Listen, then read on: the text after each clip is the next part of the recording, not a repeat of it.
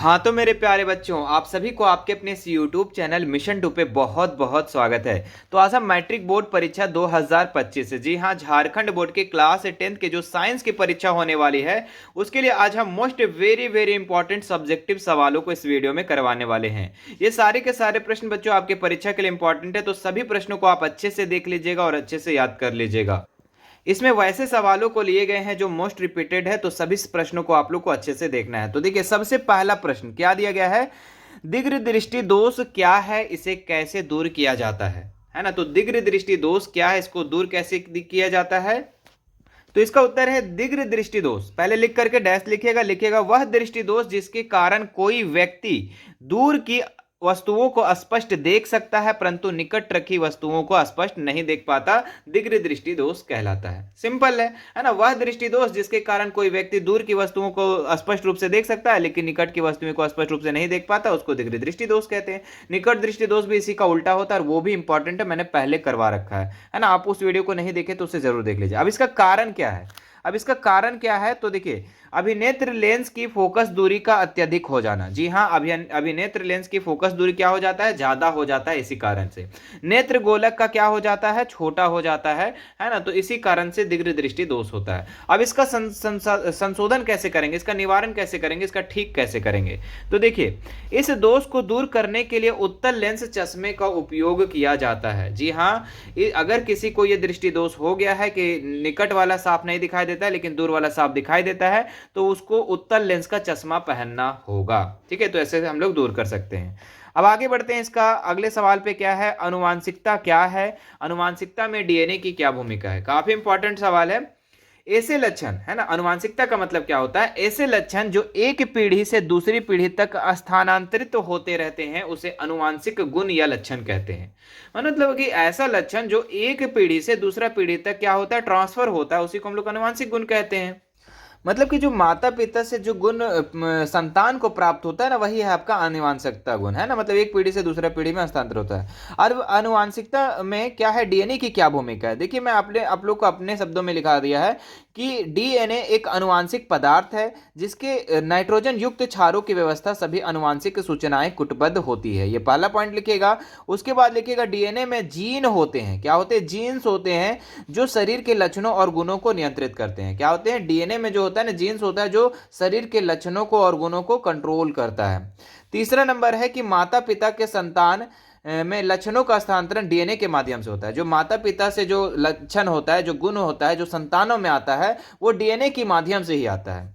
DNA RNA है ना के माध्यम से प्रोटीन निर्माण की प्रक्रिया को क्या करता है, नियंत्रित करता है। और क्रॉसिंग ओवर के कारण भी पुनर्योजन की क्रिया होती है डीएनए से, है ना। तो ये उसकी भूमिका आप लोग लिख देंगे। अगला है समवायता किसे कहते हैं। ब्यूटेन और पेंटिंग के समवायों के नाम और संरचनात्मकता सूत्र लिखें। तो समवायता किसको कहते हैं, सबसे पहले वो देखेंगे। और ब्यूटेन का समवाय संरचना क्या होगा, और पेंटेन के क्या होगा समवाय रचना, वो आपको बताना है। यहाँ पे पेंटेन होना चाहिए ना, पेंटिंग लिखा गया है, कोई बात नहीं, पेंटेन।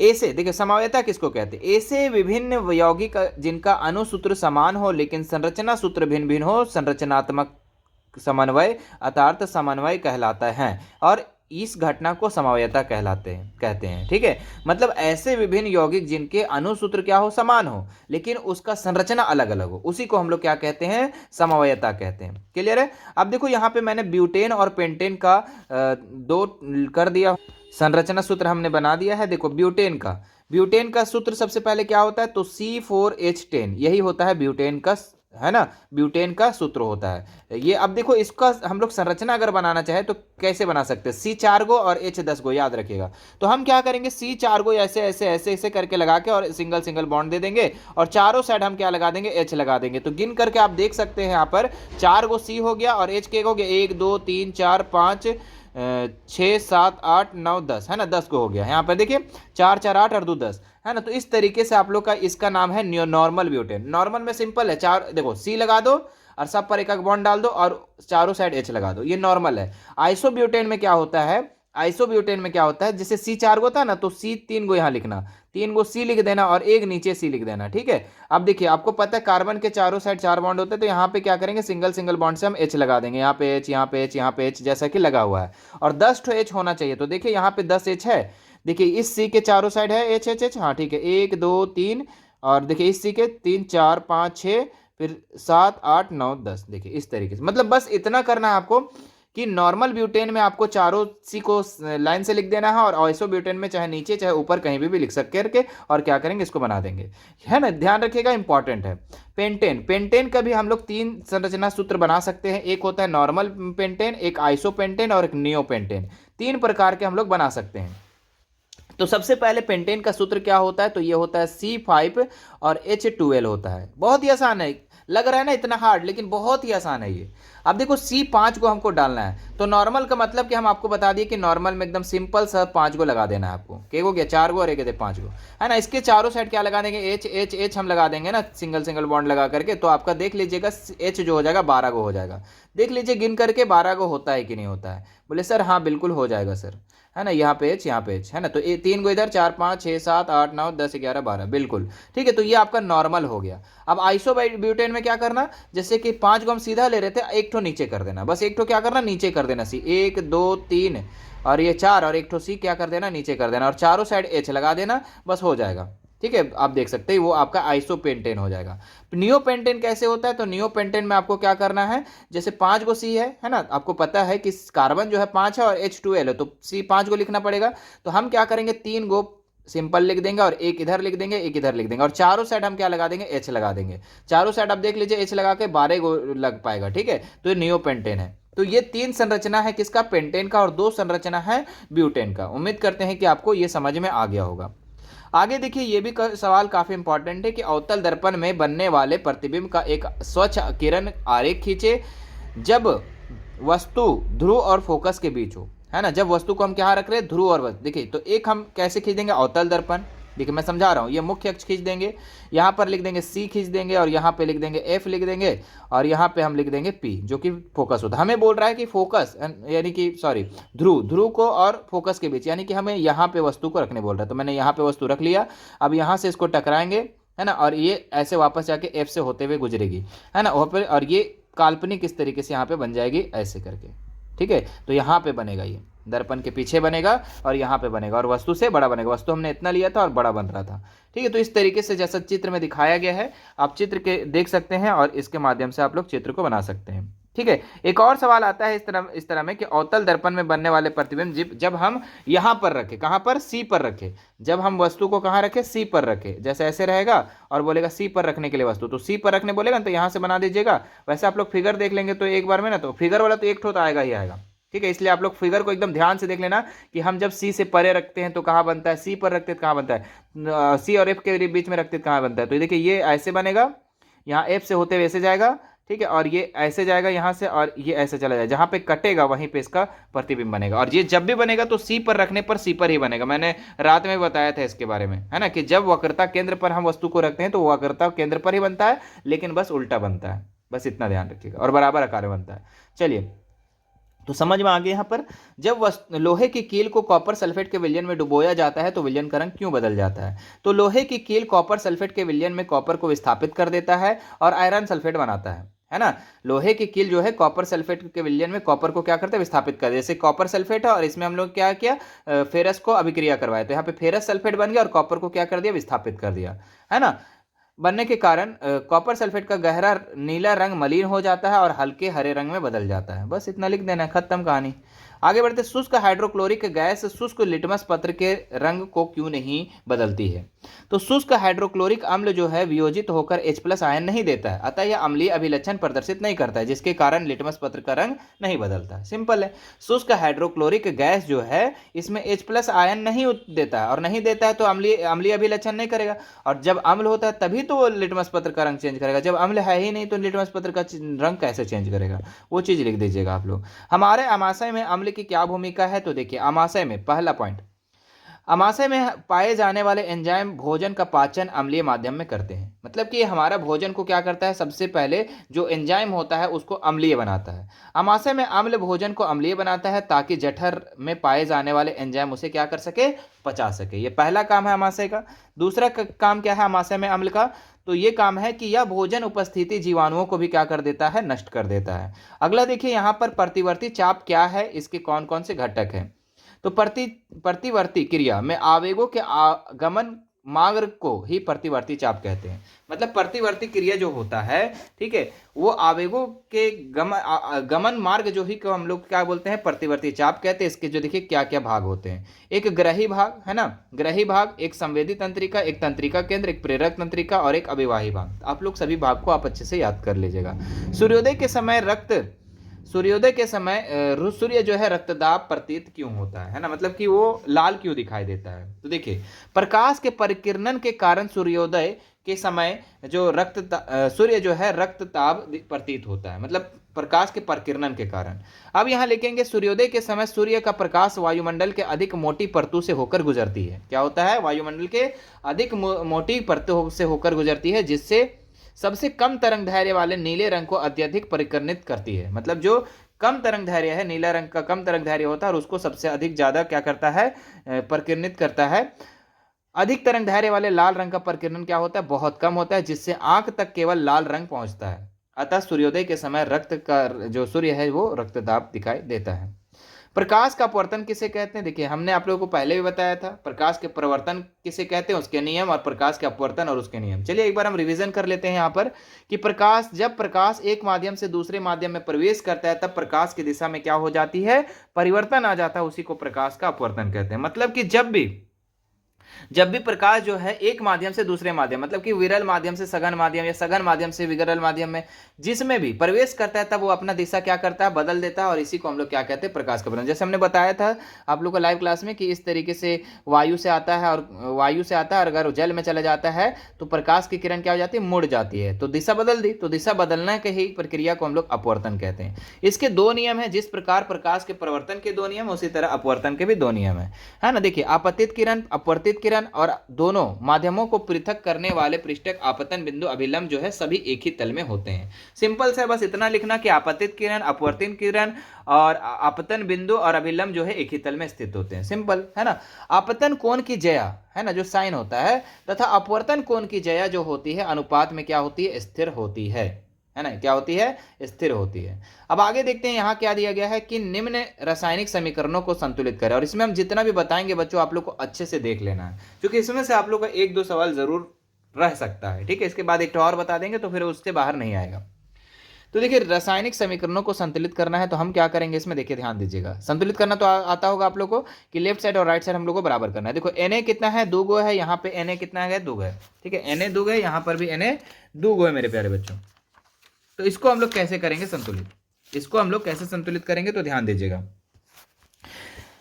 यहाँ पे 2 ठो है इस साइड और इस साइड भी एक ठो इधर, तो हम इधर इसके आगे लगा देंगे 2। चलो ठीक है भाई, Na 2 हो गया, यहाँ पे Na 2 हो गया। ऑक्सीजन यहाँ पे 2 हो गया, और ऑक्सीजन जो मेरे प्यारे बच्चों यहाँ पर कितना, अच्छा सॉरी 2 गो यहाँ और 4 गो यहाँ, 6 गो है। ऑक्सीजन भी 2 यहाँ पे 4 गो है और यहाँ पे एक गो है, तो इसके आगे 2 लगा देंगे। तो देखिए 2 गो ऑक्सीजन यहाँ पे, 4 गो इधर, तो 4 2 6 हो गया। चलो यहाँ तक क्लियर है। उसके बाद देखो यहाँ पर हाइड्रोजन देखो 1 गो यहाँ और 2 गो यहाँ, 3 गो है हाइड्रोजन, यहाँ पे 1 गो है, तो 2 दूनी 4 गो है, नहीं 2 गो है जी, सॉरी। तो हाइड्रोजन 2 गो यहाँ पर और 2 गो हाइड्रोजन यहाँ, 4 गो, और इधर भी हाइड्रोजन 2 दूनी 4 गो। चलो ठीक है, दोनों साइड बराबर हो गया। उसके बाद देखिए सल्फर जो है 1 गो यहाँ पर, सल्फर 1 गो है ना। और उसके बाद ऑक्सीजन तो हो ही गया था, बराबर कर दिया था। तो ये आप लोग का संतुलित हो गया, ये क्या हो गया, संतुलित हो गया, देख सकते हैं मिला करके। उसके बाद देखिए दूसरा नंबर क्या है, बेरियम क्लोराइड को जब एल्युमिनियम सल्फेट से हम अभिक्रिया करवाते हैं तो बेरियम के 1 गो है बाबू, तो बेरियम 2 गो है यहाँ पर, नहीं सॉरी 1 गो है, और यहाँ पे भी 1 गो है, इधर भी 1 गो है, इधर भी 1 गो है। तो चलो यहाँ तक का ठीक है। लेकिन क्लोरीन जो है यहाँ पर अगर देखें तो 2 गो है, और यहाँ पे क्लोरीन अगर देखें तो 3 गो है। तो हम इसको कैसे करें, 3 गो, यहाँ पे 2 लगा देंगे तो 4 गो हो जाएगा, नहीं होगा। 3 लगा देते तो 3 दूनी 6 गो, लेकिन बोलेंगे यहाँ 3 गो, अच्छा यहाँ लगा दो 2, ठीक है। तो 3 दूनी 6, यहाँ पे 3 दूनी 6, चलो ठीक है। लेकिन बेरियम यहाँ 3 हो गया, तो यहाँ पे भी हमें तब क्या लगाना पड़ेगा, 3 लगाना। चलो बेरियम भी 3, क्लोराइड भी यहाँ पे 3 दूनी 6, यहाँ पे भी 3 दूनी 6, चलो ठीक है। उसके बाद देखिए एल्युमिनियम जो है मेरे प्यारे बच्चों, एल्युमिनियम जो है यहाँ पर 4 गो है, नहीं 2 गो है, सॉरी 2 गो है यहाँ पर, और यहाँ पे भी एल्युमिनियम 2 गो है। चलो यहाँ तक के भी ठीक है। सल्फेट यहाँ पे 3 गो है, सल्फेट यहाँ पे देखिए, सल्फेट यहाँ पे भी 3 गो है, चलो ठीक है। मतलब कि ये भी बराबर हो गया। आगे बढ़ते हैं, यहाँ पे क्या है, HNO3 और कैल्शियम हाइड्रोक्साइड और कैल्शियम नाइट्रेट बन रहा है और जल का निर्माण कर रहा है। तो इसको कैसे बराबर करोगे? हाइड्रोजन कितना है, एक गो है, हाइड्रोजन यहाँ पर कितना है, दो गो है। तो बोले सर इसको दो गो कर दीजिए एक सर। अच्छा हाइड्रोजन यहाँ पे OH है ना, हाइड्रोजन दो गो है यहाँ पर, हाइड्रोजन यहाँ पे दो गो और एक तीन गो है, ठीक है, तीन गो, और यहाँ पे हाइड्रोजन कितना है, दो गो है। तो इसको बराबर कैसे करें हम लोग? तो इसके आगे हम लगा देंगे दो, इसके आगे हम लगा देंगे दो, तो हाइड्रोजन दो दो हो गया, और यहाँ पे दो चार हो गया, यहाँ पे हाइड्रोजन दो एक हो गया, तो यहाँ पे आगे लगा देंगे चार हो जाएगा। कोई क्लियर नहीं? अब यहाँ कैल्शियम एक है, कैल्शियम एक है, यहाँ पे नाइट्रोजन नाइट्रोजन नाइट्रोजन एगो है, नाइट्रोजन एगो है, ऑक्सीजन तीन गो, तीन दूनी छः है, देखो तीन दूनी छः, और यहाँ पे भी तीन दूनी छः। चलो ठीक है, सब बराबर हो गया, बराबर बराबर हो गया, ठीक है। अच्छा सॉरी से तीन दूनी छः, तीन दूनी छः और एक सात, और यहाँ पे भी तो देखो तीन दूनी छः और एक सात, ठीक है, सात सात हो गया, ये भी बराबर हो गया। अब देखो ये भी है काफ़ी इंपॉर्टेंट, फेरस एक टू है बच्चों, यहाँ पे H2O, यहाँ पे फेरस तीन गो है, तो इसके आगे हम लगा देंगे तीन लगा देंगे, इसके आगे लगा देंगे तीन, तो फेरस क्या हो गया, तीन गो हो गया। फेरस कितना हो गया मेरे बच्चा, तो तीन गो हो गया। उसके बाद यहाँ पे देखिए हाइड्रोजन जो है दो गो है, यहाँ पे हाइड्रोजन दो गो है, ठीक है। मैं देखो प्रैक्टिस करवा दे रहा हूँ, आप लोग कर लेना है ना। फिर उसके बाद अगर बात करें हम, यहाँ पे हाइड्रोजन दो गो, ठीक है ठीक है ठीक है, और कुछ यहाँ पे बराबर करना। हाँ देखो एक मिनट, यहाँ पे चार गो ऑक्सीजन है, यहाँ पे एक एक गो है, तो इसके आगे लगा देंगे चार, तो यहाँ पे चार गो हो गया, यहाँ पे लेकिन हाइड्रोजन दो गो हो गया, तो इसके आगे भी हम लगा देंगे दो, तो यहाँ पे भी चार हो जाएगा। सॉरी सॉरी, यहाँ पे हमको चार लगाना पड़ेगा, तो चार दूनी आठ है ना, हाइड्रोजन यहाँ पे भी चार दूनी आठ, चलो ठीक है, बराबर हो गया। ऑक्सीजन चार गो और ऑक्सीजन यहाँ पे भी चार गो, यहाँ फेरस तीन गो, यहाँ पे फेरस तीन गो, चलो ठीक है, बराबर हो गया जी सर। आगे बढ़ते हैं, यहाँ पर क्या है, CH4 ऑक्सीजन है ना, तो इसको कैसे करेंगे बराबर, देखिए ध्यान दीजिएगा। यहाँ पे कार्बन एगो है, यहाँ पे भी कार्बन एगो है, हाइड्रोजन यहाँ पे दो चार गो है, यहाँ पे हाइड्रोजन दो गो है, तो इसके आगे लगा देंगे दो, तो कितना हो गया, चार गो हो गया यहाँ पर। लेकिन ऑक्सीजन जो है मेरे प्यारे बच्चों, यहाँ पे दो गो और दो चार गो हो गया, लेकिन यहाँ पे दो एक गो है, तो इसके आगे भी दो लगा दो, तो दो दूनी चार और यहाँ पे चार, चलो ठीक है, ये भी बराबर। आगे देख लेते हैं ये दोनों ठोक करके, उसके बाद फिर हम लोग आगे महत्वपूर्ण सवालों को देखेंगे। नाइट्रोजन एक गो है, यहाँ पे नाइट्रोजन दो गो है, तो इसके आगे लगा देंगे दो, तो दो गो नाइट्रोजन हो गया। ऑक्सीजन दो गो हो गया, ऑक्सीजन यहाँ एक एक गो है, तो इसके आगे लगा देंगे दो, इसके आगे लगा देंगे दो, तो दो दूनी चार हो गया सर। बोले एक मिनट रुको, देखो ऑक्सीजन दो गो है, इसके आगे लगा दो दो, तो दो हो गया ऑक्सीजन, नाइट्रोजन कितना हो गया, चार हो गया, तो यहाँ चार लगा दो, कोई दिक्कत नहीं सर। चलो अब आगे बढ़ते हैं, एक और है यहाँ पर, इसको देख लेते हैं, है ना। Mn कितना है यहाँ पे, Mn जो है ए गो है ना, और Mn इधर भी ए गो है, चलो ठीक है यहाँ तक का। उसके बाद अगर हम देखें यहाँ पर, ऑक्सीजन यहाँ पर है बच्चों दो गो, ऑक्सीजन यहाँ पे ए गो है, तो इसके आगे हम लगा देंगे दो, इसके आगे हम क्या लगा देंगे, दो लगा देंगे, चलो खुद कोई दिक्कत नहीं सर, ठीक है। अब यहाँ पे भी हो गया दो गो। अब यहाँ पे अगर बात करें, हाइड्रोजन चार गो हो गया, यहाँ पे क्या हो गया, एक एक हो गया, इधर इस साइड वाले में देखो लेफ्ट साइड में तो एक एक हो है, तो इसके आगे लगा देंगे चार, तो हाइड्रोजन भी चार गो हो गया। क्लोरीन यहाँ पे दो गो है, दो गो है यहाँ पे, अच्छा दो दूनी चार हो गया, यहाँ पे भी चार हो गया, चलो हो तो गया जी सब बराबर, ठीक है। MN का MN का, चलो ठीक है। उम्मीद करते हैं कि आपको समझ में आ गया होगा कि संतुलित कैसे किया जाता है, और यहाँ से आप अपना नंबर उठा सकते हो। तारे क्यों टिमटिमाते हैं? तो तारे की टिमटिमाहट उसके प्रकाश के वायुमंडलीय अपवर्तन के कारण होती है। तारे क्यों टिमटिमाती है? तो तारे जो टिमटिमाती है ये प्रकाश के वायुमंडलीय अपवर्तन के कारण होती है। हवा की परतों का घनत्व बदलते रहने के कारण तारों को चलने वाले प्रकाश की किरणें इन परतों से अपवर्तित होकर अपने मार्ग में कभी कम विचलित होती है, कभी ज्यादा विचलित होती है। इससे आंखों में प्रकाश कभी कम पहुंचता है तो कभी ज्यादा पहुंचता है, इस जिससे हमें तारे टिमटिमाते हुए नजर आते हैं। सिंपल सा लिखेंगे कि तारे जो टिमटिमाते हैं वह वायुमंडलीय अपवर्तन के कारण टिमटिमाते हैं, क्योंकि हवा की परतों का घनत्व जो है बदलते रहता है ना, इसीलिए हमारे आंखों तक वो क्या है, कभी प्रकाश पहुंच पाती, कभी नहीं पहुंच पाती, इसी के लिए हमको टिमटिमाता हुआ नजर आता है। ये देखिए काफी वेरी वेरी इंपॉर्टेंट सवाल क्या है कि लिंग निर्धारण किसे कहते हैं, मानव में बच्चे का लिंग निर्धारण कैसे होता है। तो किसी शिशु के जन्म के से पूर्व उसके नर और मादा होने की भविष्यवाणी करना ही लिंग निर्धारण है। सिंपल सा समझ लो, लिंग निर्धारण का मतलब यही होता है कि बच्चा होने से पहले ही भविष्यवाणी कर लेना कि वो लड़का होगा कि लड़की होगा, उसी को लिंग निर्धारण कहते हैं। सिंपल सा अपने लैंग्वेज में, है ना, कि किसी शिशु के जन्म से पहले उसे नर या मादा होगा उसका भविष्यवाणी करना ही क्या है, लिंग निर्धारण है। अब बच्चा का लिंग निर्धारण कैसे होता है, तो आइए देखते हैं। देखिए पहला नंबर, महिलाओं में दोनों गुण, ध्यान से सुनेंगे आप, अपने जोड़ करके लिख लेंगे, कोई दिक्कत नहीं है। महिलाओं में दोनों लिंग गुणसूत्र एक ही प्रकार के होते हैं, एक्स एक्स यानी एक्स सेक्स सिर्फ होता है। पुरुष में क्या होता है, एक्स और वाई होता है, दो गुणसूत्र होता है जिसमें एक्स और वाई होता है, ठीक है। उसके बाद तीसरे नंबर पे आएंगे, तो पुरुष में दो प्रकार के शुक्राणु बराबर मात्रा में उत्पन्न करते हैं। शुक्राणु क्या करता है, दो प्रकार के शुक्राणु बराबर मात्रा में उत्पन्न करते हैं। एक प्रकार का शुक्राणु एक्स होता है और दूसरी प्रकार के शुक्राणु जो होता है वो क्या होता है, वाई गुणसूत्र का होता है, ठीक है। अब देखिए महिलाओं में एक ही प्रकार का अंडाणु उत्पन्न होता है जो एक्स गुणसूत्र वाले होते हैं। अब जब इसके बाद हमारा क्या होता है कि एक्स गुणसूत्र वाला शुक्राणु, मतलब कि पुरुष का शुक्राणु अंडे से संयोग करता है, महिला का अंडे से संयोग करता है एक्स एक्स के साथ, तो लड़की पैदा होती है। जी हाँ, लड़की में विकसित होती है। अगर वही चीज है, सिर्फ देखो चेंजेस जो होता है वो पुरुषों से होता है, महिलाओं से तो एक ही निकलता है उससे ना। तो पुरुष में जो होता है वाई अंडाणु होता है, शुक्राणु शुक्राणु होता है, और ये अंडे से निषेचित करता है। तो बॉयज का वाई मिलता है ना, वो लड़के का वाई मिलता है, यानी कि पुरुष का, और महिला का जो है एक्स मिलता है, तो लड़का पैदा होता है। बात समझ में आए? एक्स एक्स लड़की और एक्स वाई लड़का, याद रखेंगे। हमारे आमाशय में वसा का पाचन कैसे होता है, यह प्रक्रम कहाँ होता है? तो मनुष्य के पाचन तंत्र में वसा का पाचन देखिए कैसे होता है। पक्वाशय में पित्त से मिलने वाला वसा पायसीकरण होता है ना, पायसीकरण होता है। पक्वाशय में जो होता है पित्त से मिलने वाला वसा का क्या हो जाता है, पायसीकरण होता है, यानी इसको कहते हैं इम्लिसीकरण होता है ना। उसके बाद क्या होता है, अग्नाइश रस, अग्नाशयिक रस से क्या होता है, पाए जाने वाला जो लाइपेज नामक पाचक रस होता है वो पायसीकृत को क्या करता है, वसीय अम्ल में और ग्लिसरॉल में बदल देता है। जैसे कि देखिए यहाँ पायसीकृत वसा था और ये लाइपेज वसा के साथ जब अभिक्रिया किया तो अम्ल और ग्लिसरॉल में बदल दिया, है ना। तो ये जो पूरा काम होता है, यह प्रक्रम जो होता है क्षुद्रांत्र के अग्रभाग या पक्वाशय में होता है। ठीक है, तो उम्मीद करते हैं ये भी आपको समझ में आ गया होगा। अब देखते हैं हम लोग ये सवाल को, क्या है एल्केन क्या है, और ये हमारा लास्ट सवाल है इस वीडियो का।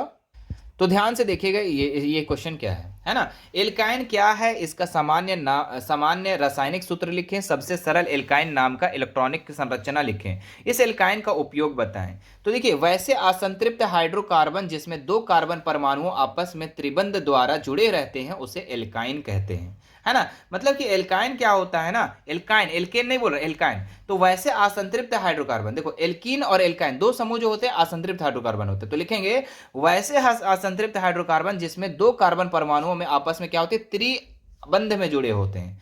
देखो एल्केन में एक आबंध में जुड़े होते हैं, केन वाला में, एल्केन में फर्स्ट वाला में क्या होता है, एक आबंध में जुड़े होते हैं, और एल्कीन में दो आबंध द्विआबंध में जुड़े होते हैं, और एल्काइन में त्रिआबंध में जुड़े। अब कोई भी आएगा तो क्या नहीं बना पाओगे, अगर एल्केन का आएगा तो बोलना कि एकल आबंध में। वैसे संतृप्त हाइड्रोकार्बन जो दो कार्बन परमाणुओं के बीच एकल आबंध में जुड़ा होता है उसको एल्केन कहेंगे। तो कोई भी आ जाएगा तो आप बना लेंगे। अब इसका सूत्र क्या है, ध्यान दीजिएगा, सूत्र तो मैंने तीनों का याद करा दिया है। एल्कीन, यहाँ एल्काइन का पूछ रहा है तो लिखेंगे CnH2n-2, है ना। एल्काइन का, एल्केन का क्या होगा, +2। अब देखिए इसका सबसे सरलतम एल्काइन क्या है यहाँ पर, तो एसिटिलीन, जिसका एथाइन नाम है, ठीक है, C2H2 यही होता है सबसे सरलतम, है। इलेक्ट्रॉनिक संरचना इसका अगर आप बनाना चाहो तो कैसे बना पाएंगे। तो मेरे प्यारे बच्चों यहाँ पे देखिए C2 है तो C दो गो लगा देंगे, हम क्या लगा देंगे, C दो गो लगा देंगे। और कार्बन के जो बाहरी में होता है कितना इलेक्ट्रॉन होता है, तो ये आपका 4 गो होता है ना, 4 गो, तो 4 लगा देंगे। यहाँ पे भी 4 गो होगा, इसका भी 4 गो होगा, लेकिन अपने घर को भरने के लिए इसे 8 की जरूरत है भाई। ठीक है, तो हम इसके आगे इधर लगा देंगे H, इधर भी लगा देंगे हम H, कोई दिक्कत नहीं। H में कितना संयोजकता होता है, एक, तो इसका एक घूमते रहेगा, एक घूमते रहेगा। इसको चाहिए कितना, 2 चाहिए भाई, इसको चाहिए H को कितना चाहिए, 2 चाहिए। ठीक है, अच्छा 4, सॉरी 5 ना होगा जी, कार्बन का, रुको, तो कार्बन का कितना होता है, सॉरी मैंने यहाँ पे क्या किया, यहाँ पे हम मैंने 2 कर दिया ना, इसको रुको, इसको पहले 3 ही करना, 3 ही रहेगा। इधर हम एक बनाएंगे, है ना, 4 ठो रहता है लेकिन हम एक इधर बनाएंगे ताकि हमारा चित्र सही बने, है ना, चित्र हमारा सही बने। तो हम एक इधर बना देंगे, 3 इधर, एक इधर, 3 इधर, एक इधर। अब हाइड्रोजन को 2 चाहिए तो हाइड्रोजन से यहाँ मिला देंगे, हाइड्रोजन को भी 2 चाहिए, अपना फुलफिल करने के लिए 2 हो जाएगा। कार्बन को 8 चाहिए, तो यहाँ पे कितना है, यहाँ पर अपने पास 4 है, और 4 किसी और से ले लेगा, तो किस किस से लेगा यहाँ पर ध्यान दीजिएगा, एक इससे लेगा, एक इससे लेगा, तो एक 2 गो इधर से हो गया, मतलब 4 और 1 5 हो गया, और 5 और 3 8 हो गया, मतलब इसको भी हो गया। अब इस ये जो कार्बन लेगा तो ये कितना लेगा, तो 4 दूसरा से लेगा, तो 4 देखो 4 अपने पास है और एक हाइड्रोजन से लेगा, इधर से ले लिया, 5 गो हो गया, और इधर से 3 गो उठा लिया, तो ये हमारा हो गया। तो इस तरीके से इसका क्या होगा, संरचना होगा, है ना। अब देखो इसका एल्काइन यानी एथाइन का उपयोग कहाँ कहाँ होता है, तो कच्चे फलों को कृत्रिम रूप से पकाने में, ऑक्सी और एसिटिलीन ज्वाला उत्पन्न कर धातुओं को वेल्डिंग करने में इसका प्रयोग किया जाता है। उम्मीद करते हैं कि आपको ये वीडियो पसंद आया होगा। और हाँ मेरे प्यारे बच्चों, आप लोग का 7 बजे लाइव चलता है, 7 बजे लाइव जुड़िएगा आप लोग शाम में, है ना। और इसी तरीके का और भी वीडियो आते रहेगा आप लोग का, सब्जेक्टिव ऑब्जेक्टिव, अगर आप सही तरीके से इसी तरीके से देख लेंगे। और ये तो आपका एक समझ लो कि एक दिन में रिवीजन है, ये मत सोचना कि पूरे इसको याद करना है, क्या करना है, क्योंकि ये रिवीजन हम लोग कर रहे हैं और बहुत ही फास्ट तरीके से। अगर आप चाहते हो तो वीडियो को फास्ट करके भी रिवीजन कर सकते हो, कोई दिक्कत वाली बात नहीं है। आपके पास कम समय है तो आप इसी तरीके से कर सकते हो। चलिए मिलते हैं आप लोगों को नेक्स्ट वीडियो में। वीडियो अच्छा लगा वीडियो को लाइक कर देंगे और ज़्यादा से ज़्यादा इस वीडियो को शेयर कर देंगे। चैनल पर फर्स्ट बार आए तो चैनल को सब्सक्राइब जरूर कर लीजिएगा। मिलते हैं नेक्स्ट वीडियो में, थैंक यू सो मच।